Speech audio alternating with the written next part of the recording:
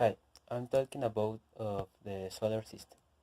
The solar system is the gravitationally bound planetary system of the Sun and the objects that orbit it, either directly or indirectly.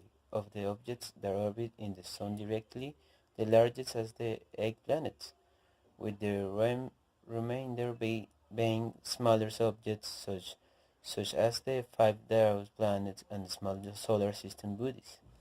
Of the objects that orbit the Sun indirectly, the moons, two are larger than the smallest planet, Mercury. The solar system formed 4.6 billion years ago from the gravitational collapse of a giant interstellar molecular cloud. The vast majority of the system's mass is in the Sun, with the majority of the remaining mass contained in the Jupiter. The four smaller in the planets, Mercury, Venus, Earth, and Mars, are terrestrial planets being primarily composed of the rock and metal. The four other planets are the gain planets being substantially more massive than the terrestrials. To the two largest, Jupiter and Saturn, are gas giants, being composed mainly of the hydrogen and helium. The two outermost planets, Uranus and Neptune, are ice giants, being, being composed mostly of the substances with the relatively high melting points compared with the hydrogen and helium, called volatiles, such as water, ammonia, and methane. All eight planets have almost circular orbits that they widen in the nearly flat disk called the ecliptic. The solar system also contains smaller objects, the asteroid belt, which lies between the orbits of Mars and Jupiter.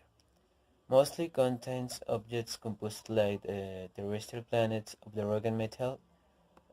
Beyond Neptune's orbit, the Kuiper belt and scarlet disk, which are populations on the trans-Neptunian objects, composed mostly of ice, and beyond the newly discovered population of the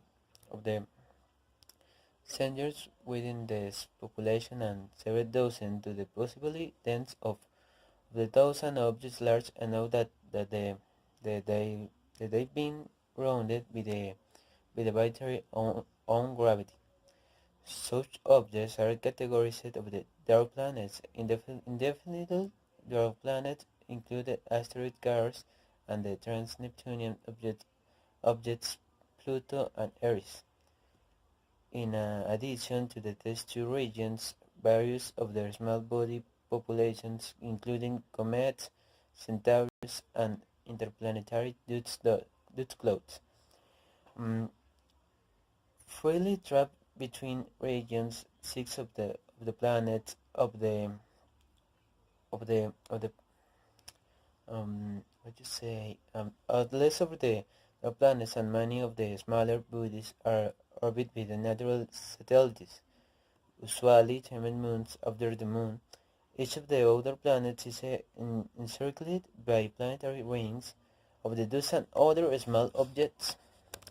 The solar wind, a stream of charged particles flowing outwards from the sun, creates a bubble-like region in the interstellar medium known as a heliosphere. The heliophause is the point at which pressure from the solar wind is equal to the opposite pressure on the interstellar medium.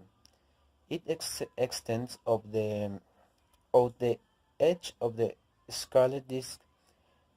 Okay, the Oort cloud, which is thought to be the source for long-period comets, might also exist at this distance roughly of thousand times farther than the heliosphere.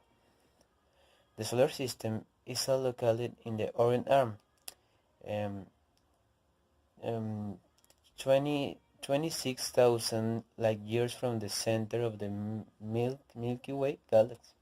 Okay. This is all.